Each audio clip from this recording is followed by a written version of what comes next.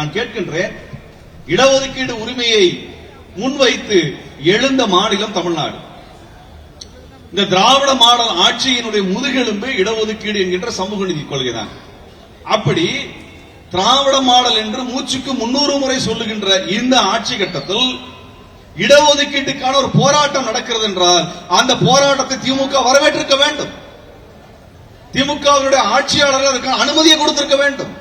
இன்னும் ஒருபடி சொல்ல வேண்டும் என்றால் இந்த தோழர்களோடு எஸ்டிபிஐ கட்சியோடு திமுகவை சேர்ந்தவர்களும் களத்தில் நின்றிருக்க வேண்டும். அதானே இது எந்த வகையில இந்த கோரிக்கை திராவிடத்திற்கு எதிரானது, தந்தை பெரியாருக்கு எதிரானது, அறிஞர் அண்ணாவிற்கு எதிரானது, அல்லது திமுகவினுடைய சமூக நீதி கொள்கைக்கு எதிரானது? எந்த வகையில் எதிரானது? எல்லா போராட்ட களத்திலும் கட்சி கூட்டணி வேறுபாடின்றி எல்லா போராட்டத்திலும் தன்னை ஈடுபடுத்திக் கொள்ளக்கூடிய தோழர் வேல்முருகன் அவர்கள் நமக்காக இருக்கிறார். எல்லா போராட்டத்திலும் இருக்கிறார். இன்றைக்கு அவர் கட்சியை பார்க்கவில்லை, கோரிக்கையினுடைய ஜனநாயக தன்மையை பார்த்து இங்கே மேடையில் இருக்கிறார். இந்த கோரிக்கையிலே ஒரு நியாயம் இருக்கிறது.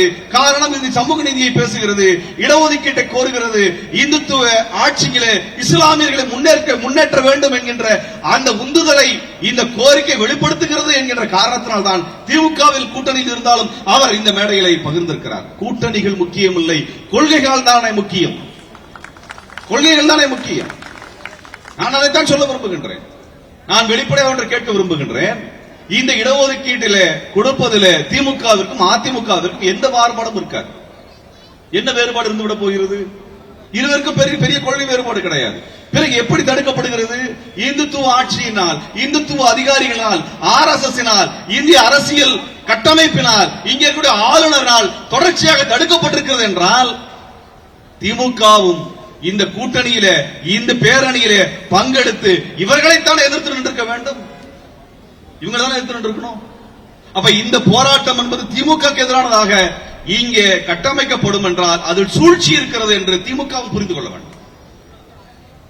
அடிப்படையில் இஸ்லாமியர்களுக்கான இடஒதுக்கீட்டை எல்லாம் இந்திய அளவில் பல்வேறு மாநிலங்களில் மறுத்தவர்கள் யார்? கர்நாடகத்தில் அதை ஒழித்து கட்டியவர்கள் யார்? மராத்தியத்தில் அதற்கு எதிராக நின்றவர்கள் எல்லாம் யார்? RSS காரர்கள், இந்துத்துவவாதிகள் தானே. அப்படிப்பட்ட அரசியலுக்கு எதிராக இன்றைக்கு மக்களை திரட்டி வீதிக்கு வந்து விட்டார்கள் எஸ்டிபிஐ கட்சி தோழர்கள். இது இன்னும் சொல்ல வேண்டும் என்றால் திமுகவிற்கான வேலையை எளிமைப்படுத்தி கொடுத்திருக்கிறார்கள்.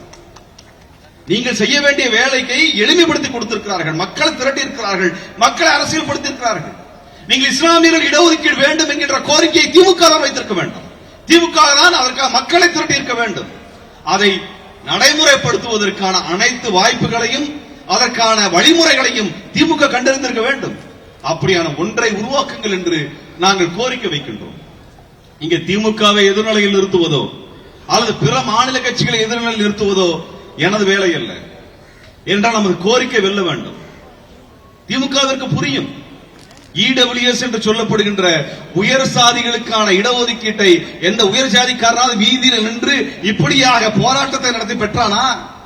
ஒரே நாளிலே பாராளுமன்றத்தில் பெற்றான் அல்லவா?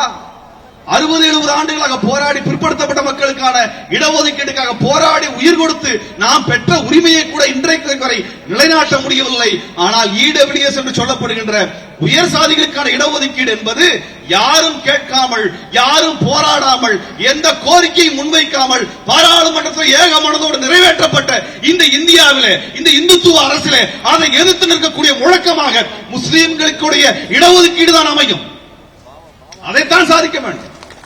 அதைத்தான் திமுக அரசு சொல்ல வேண்டும். அனைத்து கட்சியை கூட்டுங்கள். இஸ்லாமியர்களுடைய இடஒதுக்கீட்டுக்கான நியாயத்தை திமுக அரசு முன்மொழிய வேண்டும். அதை சாதித்து காட்டுங்கள். நாங்கள் எல்லோரும் கட்சி கடந்து, இயக்கம் கடந்து நாங்கள் பின்னே அணிதிரள தயாராக இருக்கின்றோம். இது ஒரு கட்சியினுடைய கோரிக்கையாக எஸ்டிபிஐ முன்னெடுக்கவில்லை, ஒரு சமூகத்தினுடைய கோரிக்கையாக, வஞ்சிக்கப்படக்கூடிய மக்களுடைய கோரிக்கையாக முன்னெடுத்திருக்கிறது. ஆக தோழர்களே, ஒரு வரலாற்று சிறப்பு மிக்க போராட்டத்தில் நாம் எல்லாம் பங்கெடுத்துக் கொண்டிருக்கிறோம். அப்படிப்பட்ட போராட்டத்தை எஸ்டிபிஐ கட்சி ஒருங்கிணைத்துக் கொண்டிருக்கிறது என்பதிலே நாம் பெருமை கொள்வோம் தோழர்களே, நாம் பெருமை கொள்வோம். இது கட்சி MLA பதவி, MP பதவி வாங்குவதற்காக நடத்தப்படுகின்ற போராட்டமா கூட்டமா அல்ல. இது தேர்தல் காலகட்டமும் அல்ல. இதை வைத்துக் கொண்டு அரசியல் செய்வதற்காக எஸ்டிபிஐ கட்சி இந்த நிகழ்ச்சியை நடத்தவில்லை. மாறாக இந்த சமூக மக்களுடைய குரலாக இந்த கோரிக்கை முன்வைக்கப்படுகிறது. இன்றைக்கு தமிழ்நாட்டிலே இந்த கோரிக்கையை அனைத்து கட்சியும் ஏகமனதாக முன்னெடுக்க வேண்டும் என்பதை இந்த மேடையின் வாயிலாக தமிழக முதல்வர் அவர்களுக்கு நான் தெரிவித்துக் கொள்ள விரும்புகின்றேன்.